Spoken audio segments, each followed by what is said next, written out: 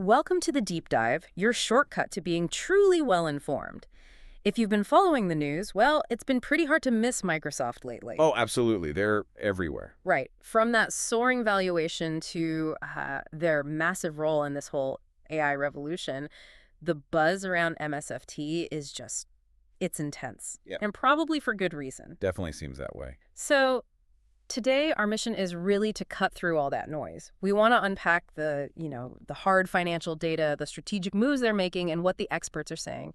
Basically, what's really defining Microsoft's position right now. Sounds good. There's a lot to cover. Yeah, we've pulled together insights from a detailed stock report, their latest earnings call, and related news to give you the full picture. So a solid foundation for the discussion. Exactly. And by the end of this deep dive, you should have a much clearer grasp of Microsoft's strengths, their future prospects, and maybe most importantly, the key things to think about when you look at their stock. So let's dig in. All right. Well, it's definitely a dynamic time for them. And those recent Q4 fiscal year 2025 results, they really hammer that home. It wasn't just a strong quarter. They finished off a truly record-breaking year. The numbers are pretty eye-catching, but if you had to pick, what's the single most critical takeaway from Q4 or even the whole fiscal year that really tells the story of their momentum right now? The most critical thing, I say it's the sheer scale and the acceleration of their growth, especially, driven by cloud and AI. Okay. So in Q4 2025, they pulled in $76.4 billion in revenue.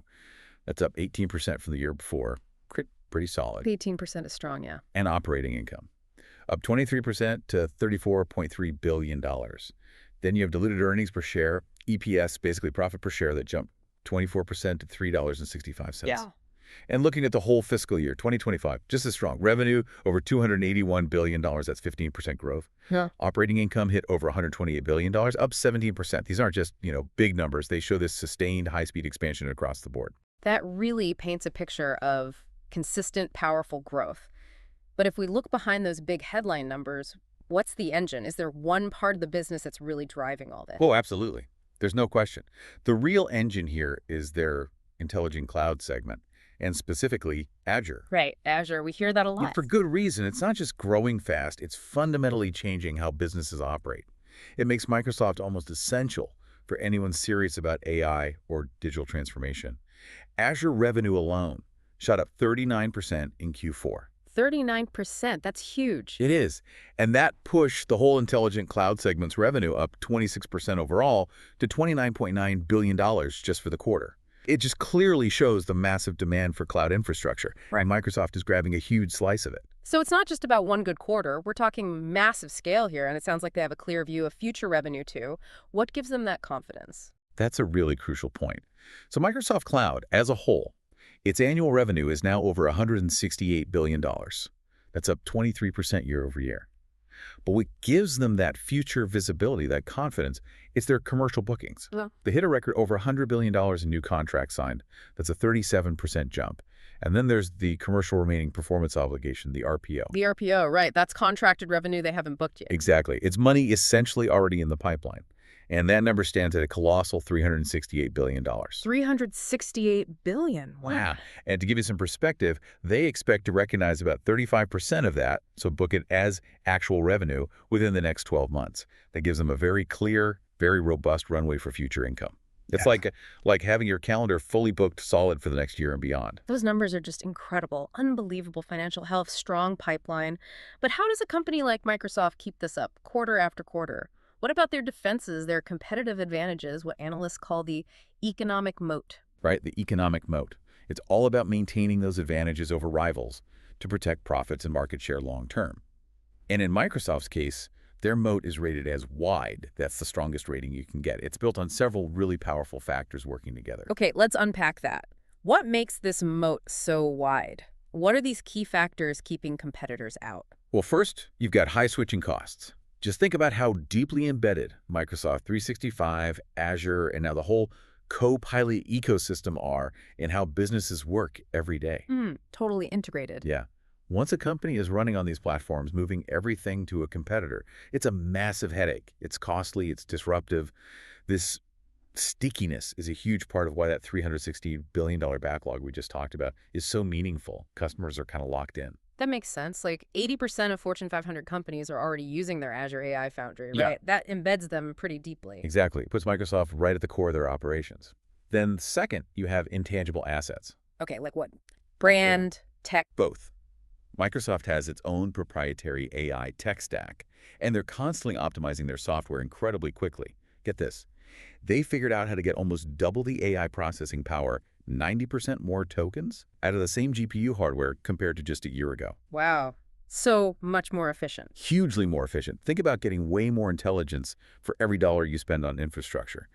In the AI race, where resources are everything, that's a massive edge. And yes, their strong brand or reputation in enterprise software is absolutely part of this too. Azure AI infrastructure is really leading the charge, backed by constant heavy R&D. Okay, so cutting edge tech, sticky products. What about just their sheer size and how everything connects? Precisely. Third factor, a major cost advantage. Their global data center network is just unparalleled. Over 400 data centers in 70 regions. They added over 2 gigawatts of new capacity just in the last year. That's incredible scale. It allows them to operate super efficiently. They can innovate and deliver services at a cost that smaller players well, they can't match it, or at least not profitably. And you mentioned connections. Network effects are the fourth key piece. Right. The more people use it, the better it gets for everyone. Exactly. Look at the Copilot ecosystem, over 100 million monthly active users already. Microsoft 365 Copilot is gaining serious traction. Every new user makes the platform more valuable, which draws in more users, reinforcing their dominant spot. And these AI tools aren't just on Azure, are they? It sounds like AI is being woven into everything they do, making that moat even stronger. That's absolutely right. It's not just Azure providing the computing power, though that's foundational. They have these other amazing AI-powered platforms. Like Microsoft Fabric, they're calling it the fastest-growing database product in their history. Revenue up 55% year over year, over 25,000 customers already. Impressive for a database product. Isn't it? Then there's the Azure AI Foundry we mentioned, helping customers build and manage their own AI apps. Used by 14,000 customers, 80% of the Fortune 500. It processed over 500 trillion tokens, those basic units of AI language, through APIs just this year. Mind-boggling numbers. They really are. And on the application side, you've got GitHub Copilot, 20 million users, 90% of the Fortune 100 using it to help developers code faster. Or look at Dragon Copilot in healthcare. It documented over 13 million doctor-patient visits this quarter. That's up almost 7 times year over year. All these pieces fit together into this comprehensive, integrated AI stack that's transforming industries. Okay, it's really clear. Exceptional financials, deep strategic advantages, clear AI leadership. The long-term picture seems incredibly bright, especially with these aggressive investments they're making. Yeah. And there's always a but for investors, right? Always. The critical question, is all this future growth already baked into today's stock price? Let's shift to that future outlook and the big V word, valuation. Right. And the long-term prospects do look exceptionally strong. Microsoft themselves are very confident they're leading a generational tech shift with AI. They think it'll expand the whole market, kind of like the move from servers to cloud did. And that $368 billion backlog we keep mentioning, that provides a really solid base for growth for years. And they are pouring money into making it happen, aren't they? Those capital expenditure numbers are huge. Any potential downsides to spending that much, even if it's for growth? They certainly are investing heavily. $24.2 billion in CapEx just in Q4. And they're guiding for over $30 billion in the next quarter, Q1 of fiscal 26. Wow, over $30 billion in one quarter. It's massive. But it's crucial to see this as a direct response to really strong demand. They're scaling up because they need to. The risk isn't really the spending itself. It's more that in the immediate term, Azure is actually expected to be capacity constrained for the first half of fiscal year 26. Meaning demand is higher than their current ability to supply. Exactly. Demand is outpacing supply right now, which could, temporarily put a bit of a speed limit on growth. But management's aggressive spending is aimed squarely at fixing that bottleneck so they can capture all that demand long term. It's kind of a good problem to have, but yeah, it requires immense investment to solve. A fascinating challenge being too popular, essentially. Yeah. So, okay, strategy seems sound, execution is strong, they're investing heavily. But this brings us right back to valuation. What's the market telling us? Is this all priced in already? And this is where it gets nuanced for investors. Because while Microsoft's performance and AI position are, like we said, truly top-notch, the current share price, around $533, $534, It is trading above the fair value estimate from the analyst report we looked at, which was around $472. Okay, so significantly above that estimate. Right, which suggests that the market has, largely factored in these positives and a lot of the expected future growth already. So what's the takeaway then? Strong company, but maybe expensive. That's basically the analyst sentiment, yeah. It's an incredibly strong company, fantastic results, impressive roadmap, but potential investors really need to weigh the current valuation against these already known strengths. That said, Uh-huh. it's worth noting many analysts have actually raised their price targets recently. The average target is now around $616. Some even go as high as $675. So there's still a belief out there in continued upside, especially for those looking longer term. So some analysts think there's still room to run despite the current price. Exactly. And future forecasts are still pretty bullish. They project revenue hitting nearly $560 billion by fiscal year 2030. EPS maybe reaching almost $26 by fiscal year 2029. So it's really a balancing act between today's price and that future potential.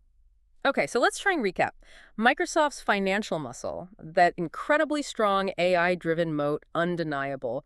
Recent earnings were stellar. Their investments position them perfectly for this AI shift, but Hmm? the current stock price seems to reflect a lot of that optimism already, making valuation a really key thing for investors to think about right now. That sums it up well. Which leaves us with a kind of provocative thought for you to consider. Given everything Microsoft is doing right, the investments, the dominance, the high demand, how much growth potential is actually left that isn't already reflected in today's price? And what does that really mean for figuring out true long-term value in tech right now, especially for a company already performing at such an elite level? Something to chew on. A very important question indeed. Absolutely. Well, if you found this deep dive into Microsoft's financials and strategy helpful, please do make sure to subscribe to our channel and definitely hit that bell icon. Your support really helps us keep bringing you these kinds of in-depth analyses and helps you stay well informed.